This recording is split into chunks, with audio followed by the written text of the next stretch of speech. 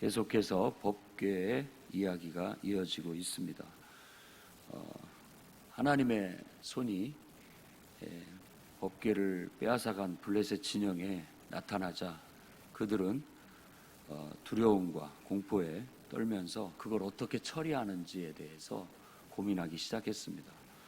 그래서 1절에서 9절 말씀을 보면 그 하나님의 법궤가 블레셋 땅에 있은 지 7개월 동안 이러지도 못하고 저러지도 못하고 계속해서 하나님의 손, 이 하나님의 손이라고 하는 것은 하나님께서 나타내신 재앙, 그들에게 내린 그 엄중하고 무거운, 아무튼 하나님의 법궤가 들어오면서부터 그 블레셋 사람들은 굉장히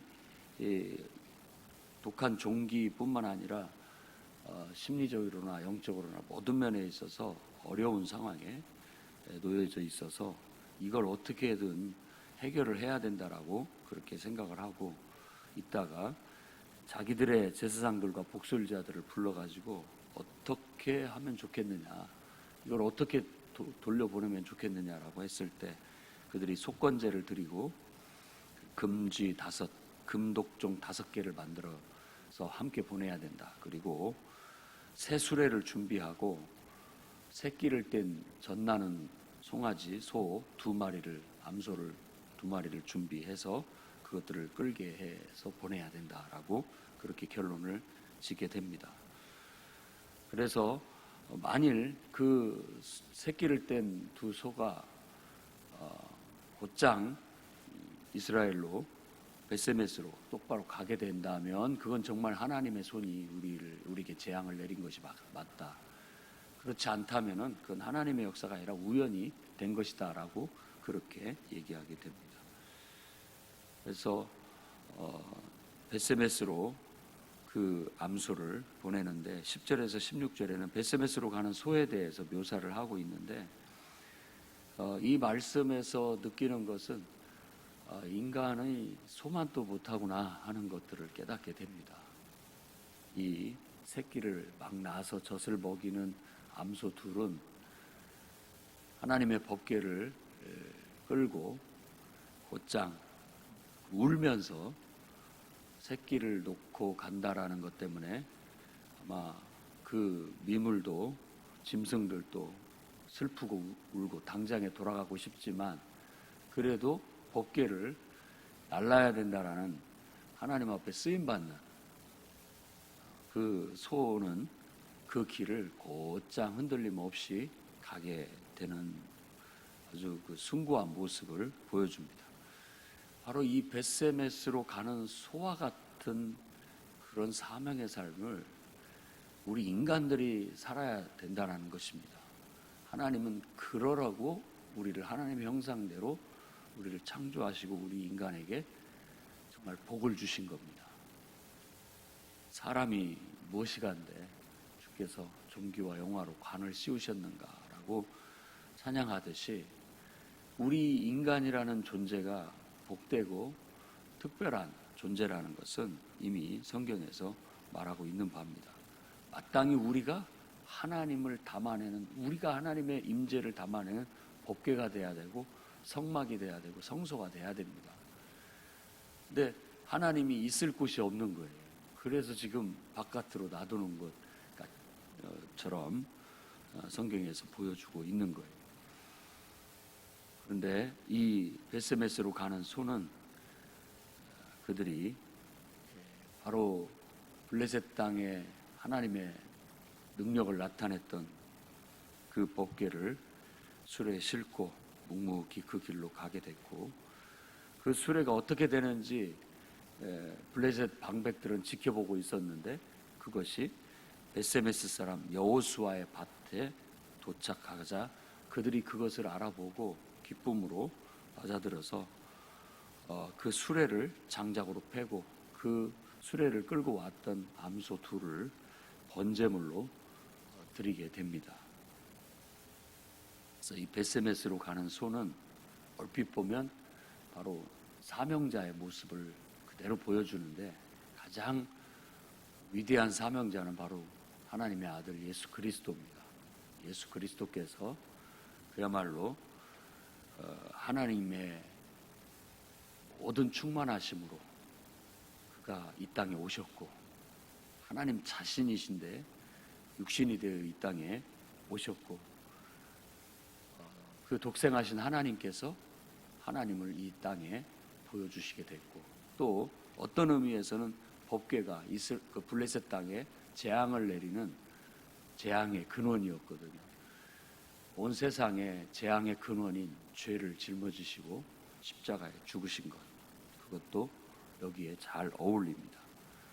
그뿐만이 아니라 그런 후에 최후로 그는 희생제물이 되어서 이 두 소가 하나님 앞에 바쳐진 것처럼 예수 그리스도의 삶도 십자가의 죽음으로 모든 인류를 위한 희생제물이 되심으로써 죽으시고 우리의 모든 죄와 저주를 다 끊어내셨다라는 것입니다.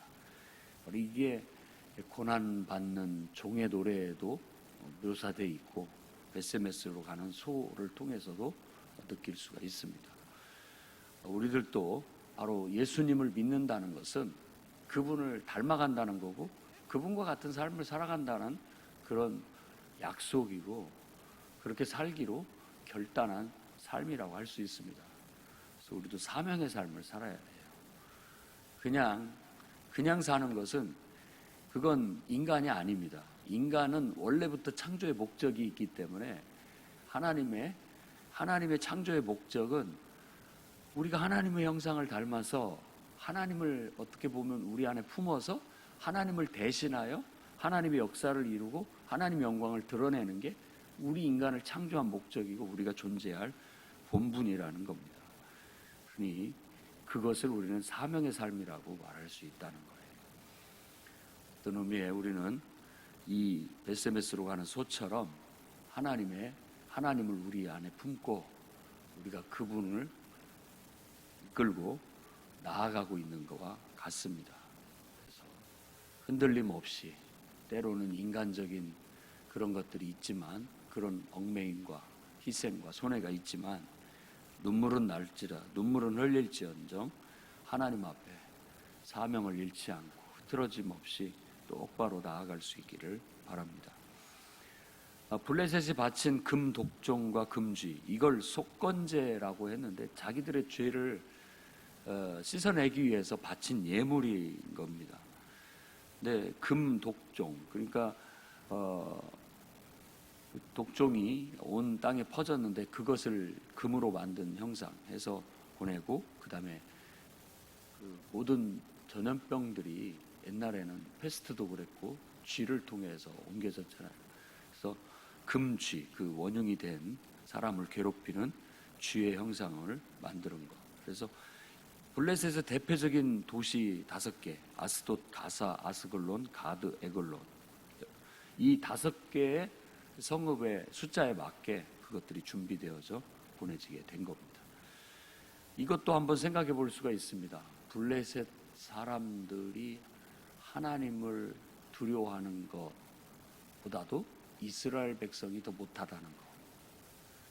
이방인이지만 하나님을 믿지 않는, 인정하지 않는 자들이지만 그들이 하나님의 손을 경험하면서 결국 하나님을 경외하고 하나님께 자기들이 할 수 있는 예의를 다하려고 하는 그런 모습을 보면서 정작 하나님을 가까이에 섬기도록 제사장 나라가 되도록 선택받은 이스라엘은 이런 것을 보고 부끄러움을 느껴야 된다는 걸 보여주는 겁니다.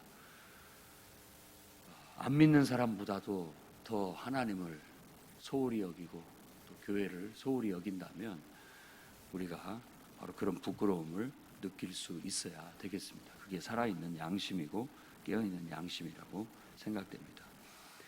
그 다음에 이게 이제 베세메스에 도착을 했습니다.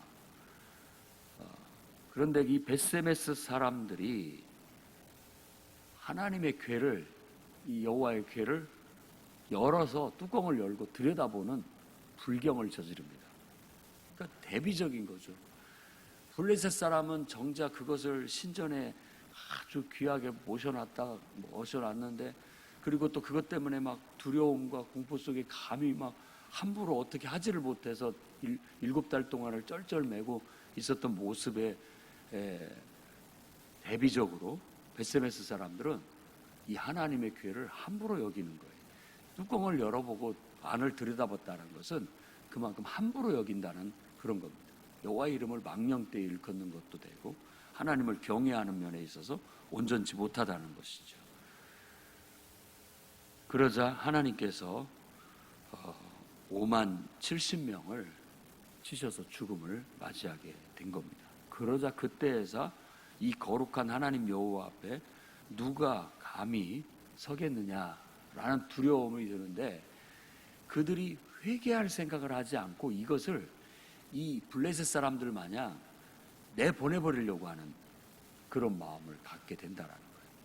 한번 생각해 보십시오. 우리도 예수를 믿고 하나님을 이제 은혜를 받아서 이제 하나님을 섬기고 살아야 되겠다라고 했을 때, 하나님을 믿는 것 때문에, 우리의 미숙함 때문에 하나님을 배워가고 알아가는 것들을 과정 속에서 우리 인생에 어떤 어려움이 닥치고 힘든 일이 닥치면, 아이고 내가 괜히 하나님을 믿었나 보다, 괜히 교회를 가나 보다 하고 내보내버리는 그런 모습과 이 말씀이 잘 매치가 되는 겁니다. 그래서 우리는 거룩하신 하나님을 우리 안에 모시기 위해서는 우리가 변화되지 않으면 그분을 모실 수가 없다라는 깨달음을 가져야 되겠습니다. 내가 그만큼 하나님을 내 안에 품고 하나님을 정말 섬기기 위해서는 그만큼의 내 스스로의 헌신과 순종과 노력, 이런 것들이 수반이 되어야 감당할 수 있다는 거예요. 베세메스 사람들은 그걸 감당하지 못하여 기럇 여아림으로 보내버립니다. 결국 그 기럇 여아림으로 보내버리게 되자 아비나답의 집에서 그것을 받아들여 그 집에 보관하게 되는데, 그 아들 엘리야사를 제사장으로 삼아서 그 교회를 섬기도록 그렇게 한 겁니다. 그렇게 있은 지가 20년이 흘러가게 된다. 이 말은 결국은 이 법궤가 제자리로 돌아가지 못하고, 하나님께서 전에 제가 집을 나간 어머니 얘기를 했듯이 돌아오되 바로 원래 자리로 안 갑니다. 그냥 그 중간 지점에 가서 돌아는 왔어요. 하나님이 살아계시다라는 것을 보여준 거죠. 돌아는 왔지만 원래 자리로 들어가지 않는, 아직 거처할 자리를 찾지 못한 하나님의 모습을 이렇게 묘사한다고 볼 수 있습니다. 그러니까 우리가 온전한 믿음이 되기 전에는 하나님이 있어야 할 제자리에 항상 있지를 못하는 거예요. 제자리에. 나중에 결국 다윗 왕이 다윗의 장막에 이 법궤를 모셔오게 되고, 결국 솔로몬이 건축한 성전에 자리를 잡게 되기까지는 안정을 찾지 못하는 것이죠. 그래서 법궤 이야기는 이런 식으로 해서 마무리가 됩니다. 사무엘 얘기가 나왔다가 갑자기 법궤 이야기로 한 3장이 쭉 이어지고 있고, 그 다음에 이제 다시 또 사무엘 이야기로 돌아가게 되게 되겠습니다. 아비나답의 집에 법궤가 있을 때 이스라엘 족속이 사모했다라는 말은, 그래도 하나님을 경외하고 사랑하는 사람들은 그곳에 찾아와서 하나님을 예배했다라는 그런 말이 되겠습니다. 언제고 보면은 항상 깨어있고 살아있는 충성된 일꾼들은 언제든지 있습니다. 그런 사람들이 그 명맥을 이어가고 있고 그 은혜를 유지해 나아가고 있는 것이죠. 하나님은 스스로가 블레셋과의 싸움에서 승기를 보여주셨고 살아계심을 나타내 보여주셨습니다. 그뿐만 아니라 하나님은 어떤 누구보다도 대우를 받고 존중을 받으면서 다시 이스라엘로 귀환하고 있는 모습을 볼 수 있어요. 하나님의 살아계심과 그분의 능력을 의심하지 말고 오늘도 우리는 그분을 믿고 섬기며 나아가야 되겠습니다. 그러기 위해서는, 그분을 섬기기 위해서는 그분에 걸맞는 우리가 돼야 됩니다. 그분의 거룩하심에 걸맞는 우리 스스로도 죄를 깨끗이 씻고 하나님 앞에 늘 회개하고 바르게 반듯하게 서서 그분을 섬겨야만 제대로 그분을 우리가 담아낼 수 있고 그분을 모실 수 있고 섬길 수 있다라는 걸 깨닫고 오늘 또 충실하게 그 길로 나아갈 수 있기를 주의 이름으로 축원합니다. 기도하겠습니다. 자비의 하나님,